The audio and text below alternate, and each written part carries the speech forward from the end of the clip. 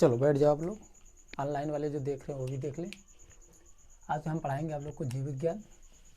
इससे पहले आप लोग को बता दूं, जीव विज्ञान पढ़ाने से पहले जो ऑनलाइन देख रहे हैं, अगर वीडियो अच्छा लगेगा तो सब्सक्राइब जरूर कर लीजिएगा, हो सकेगा शेयर करके बेल आइकन भी दबा लीजिएगा। आइए बात करते हैं, तुम लोग बैठ जाओ। अब बात करते हैं जीव विज्ञान। जीव विज्ञान क्या है? जीव विज्ञान के अंतर्गत हम सभी प्राणियों को पढ़ते हैं, चाहे पेड़ पौधे हो चाहे जंतु हो, सबको पढ़ लेते हैं। इन सबको पढ़ने के लिए हम सबसे पहले पढ़ेंगे जीव विज्ञान। जीव विज्ञान की दो शाखाएं हैं, पहला है जंतु विज्ञान, दूसरा है वनस्पति विज्ञान। जंतु विज्ञान को इंग्लिश में कहा जाता है जूलॉजी और वनस्पति विज्ञान को कहा जाता है बॉटनी। और आप अच्छी तरह से जानते हैं कि जंतु विज्ञान के जनक का नाम है अरस्तु और जंतु विज्ञान के जनक का नाम है अरस्तु और वनस्पति विज्ञान के जनक का नाम है थियोफ्रेटस।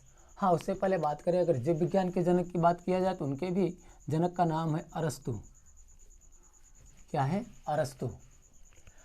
इतना जानने के पहले अभी हम बात करेंगे कि जीव होते क्या हैं, जीव का निर्माण कैसे होता है और जीव में निर्माण जो होता है वो जीव बनते कैसे हैं। और उनमें सबसे हम पहले बात करेंगे जीवों में सबसे उनकी जो बनने की क्रिया है या बनने का जो सिलसिला है, उसमें सबसे पहले हम पढ़ेंगे कोशिका। यानी कोशिका से ही किसी जीव का निर्माण होगा। और कोशिका के अध्ययन को कहा जाता है, यानी कोशिका को जो पढ़ने का कार्य किया गया, जिसमें पढ़ा गया, जिसने भी पढ़ा, जिस जगह पढ़ा, और उसके अध्ययन को यानी पढ़ने के अध्ययन को यानी उसकी पढ़ने की क्रिया को जो कहा जाता है उसे कहा जाता है साइटोलॉजी। क्या कहा जाता है? साइटोलॉजी। यानी ये अध्ययन है। साइटोलॉजी क्या है? अध्ययन है, अध्ययन। ठीक, तो साइटोलॉजी क्या है? अध्ययन है। अब बात करेंगे तो जो कोशिका होती है यानी सेल, किसी भी जीव का निर्माण यानी किसी भी पेड़ पौधे या मनुष्य का जो निर्माण होता है वो छोटी छोटी कोशिकाओं से मिलकर बना होता है। यानी जो कोशिका होती है अगर वो ना हो तो किसी भी जीव का निर्माण ना हो। इसे सबसे पहले जो है मधुमक्खी के छत्ते में खोजा गया था कि कोशिका, तो कोशिका की बात करें साइटोलॉजी कहा जाता है। और कोई मृत कोशिका की खोज रॉबर्ट हुक ने किया था 1665 ईस्वी में। इन्होंने सिर्फ मृत कोशिका की खोज जो है मधुमक्खी के छत्ते में की थी। इन्होंने छोटे छोटे अंडों को देखा मधुमक्खी के छत्ते में और बताया कि यही कोशिका है जिससे एक किसी भी जीव का निर्माण होता है। और रॉबर्ट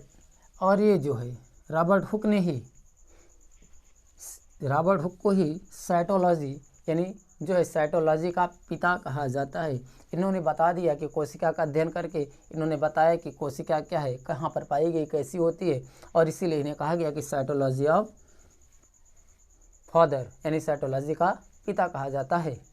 फिर इसके बाद जीवित कोशिका की खोज किसने की? अगर देखा जाए जीवित कोशिका की खोज एंटोनी वान ल्यूकेनहॉक ने की थी 1674 ईस्वी में। और इन्होंने मृत कोशिका की खोज किसमें की थी? 1665 ईस्वी में।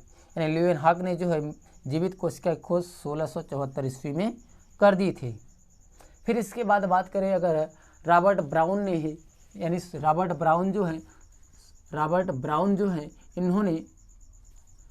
ब्राउन ने 1831 ईस्वी में कोशिका का अध्ययन करके यानी कोशिका का अध्ययन कर उसके अंदर केंद्रक की खोज की। किसकी?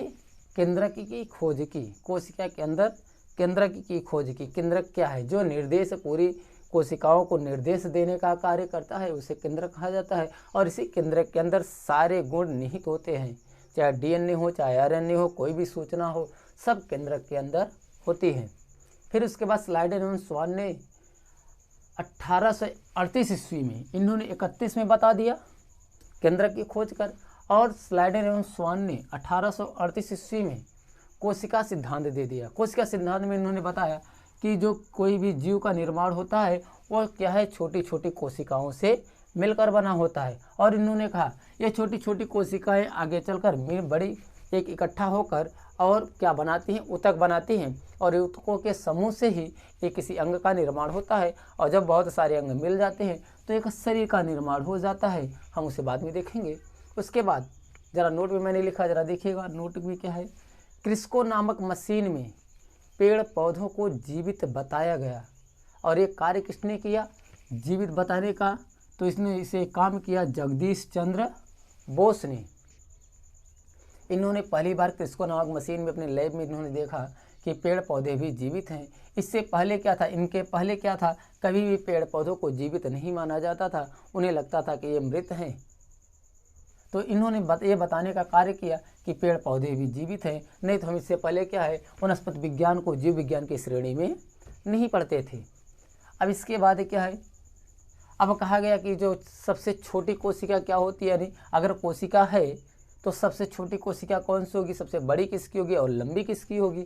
तो उन लोगों ने बताया, आगे चलकर शोधों में ये बताया गया कि सबसे छोटी जो कोशिका होती है ये माइकोप्लाज्मा की होती है।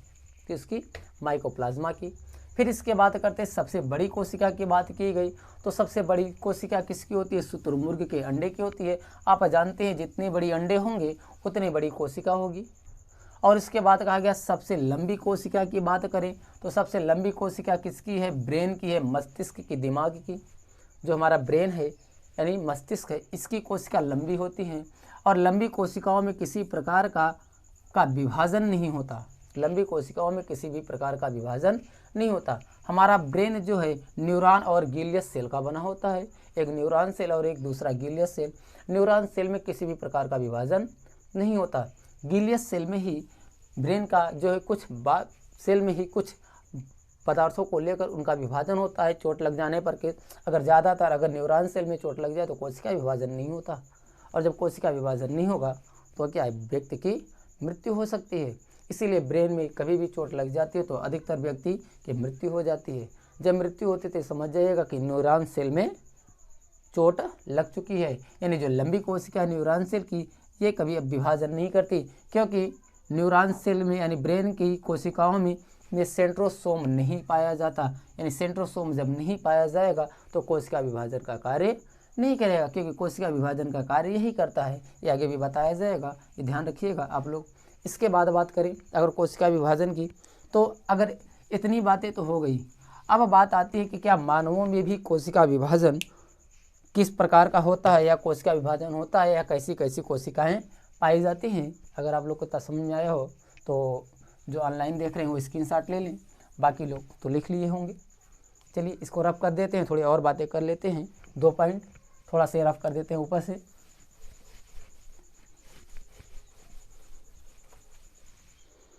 अब बात करते हैं मानवों में।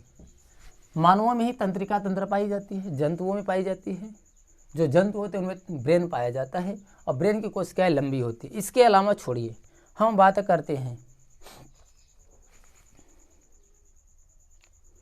अगर मनुष्यों में बात करें,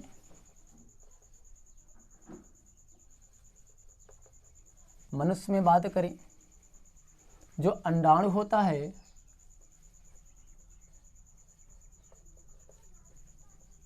अंडाणु होता है, इसकी सबसे बड़ी कोशिका होती है। सबसे बड़ी कोशिका होती है। मैंने अभी भी कहा कि जैसे शुतुरमुर्ग के अंडे की बात किया जाए, जिसमें अंडा पाया जाएगा उसकी कोशिका लंबी होगी, यानी बड़ी होगी, लंबी नहीं बड़ी होगी, तो ये कोशिका बड़ी होगी। और उसी तरह अगर किया जाए, अंडाणु किस में पाया जाता है? अंडाणु किस में पाया जाता है? अंडाणु क्या है? महिलाओं में पाया जाता है। महिला या लड़की, इनमें सबसे बड़ी कोशिका होती है।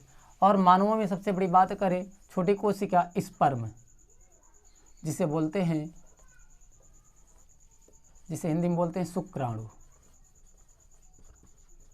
इंग्लिश में शुक्राणु हिंदी में, और इंग्लिश में स्पर्म।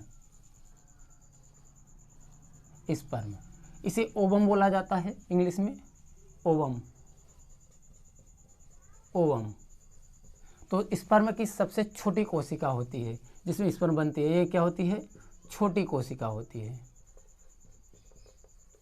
छोटी कोशिका। इस तरह से आप देख सकते हैं, ये इस तरह के लोग पाए जाते हैं, यानी इस तरह के पदार्थ पाए जाते हैं, कोशिका पाई जाती है। यानी महिलाओं में जो है सबसे बड़ी कोशिका पाई जाती है मनुष्यों में, और सबसे छोटी कोशिका जो पुरुष होते हैं उनमें जो है शुक्राणु जो पाया जाता है, उनमें सबसे छोटी कोशिका होती है जो कहा जाता है स्पर्म की, और ओवम की सबसे बड़ी कोशिका होती है। यानी कोशिका का इतना पार्ट आपने देख लिया। अब इसके बाद बात करेंगे अब मानव के विषय में। मानव में क्या क्या है, कैसे है, क्या नहीं, कोशिका विभाजन कैसे होता है, इसके लिए हम बात करेंगे अगले वीडियो में। अगर आप लोगों को अच्छा लगे तो लाइक करिएगा, बाकी आप लोग समझते रहिएगा। Thank you.